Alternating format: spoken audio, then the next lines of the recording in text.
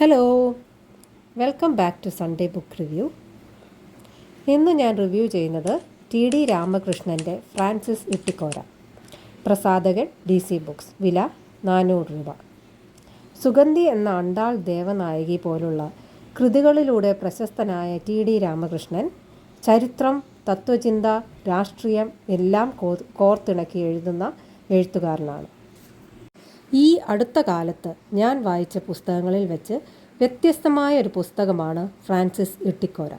ചില സമയങ്ങളിൽ റിയാലിറ്റിയാണോ, ഫാൻറ്റസിയാണോ, മിത്താണോ എന്ന് സംശയിച്ചു പോകും. ഈ നോവലിൻ്റെ കേന്ദ്ര കഥാപാത്രം കുന്നംകുളത്ത് ജീവിച്ചിരുന്ന വ്യാപാരിയായ ഇട്ടിക്കോരയാണ്. പക്ഷേ കഥ സിമ്പിളായൊരു ജീവചരിത്രമല്ല. നരഭോജനം, മന്ത്രവാദം, ലൈംഗികാചാരങ്ങൾ എന്നിവ പിന്തുടരുന്ന 18ാം കുറ്റുകാർ. ഇവരുടെ കുടുംബരഹസ്യങ്ങൾ തേടി ഇട്ടിക്കോരയുടെ പിൻതലമുറക്കാരനായ ഒരു കഥാപാത്രം.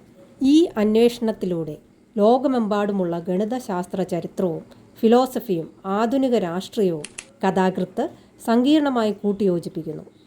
നരഭോജനം, തീവ്രമായ വയലൻസ്, ലൈംഗിക അതിക്രമങ്ങൾ എന്നിവയുടെ തുറന്ന അവതരണം ചിലർക്ക് അസ്വസ്ഥതയുണ്ടാക്കാം. ഏതായാലും ഫ്രാൻസിസ് ഇട്ടിക്കോര ഒരു ഒന്നൊന്നര ത്രില്ലറാണ്.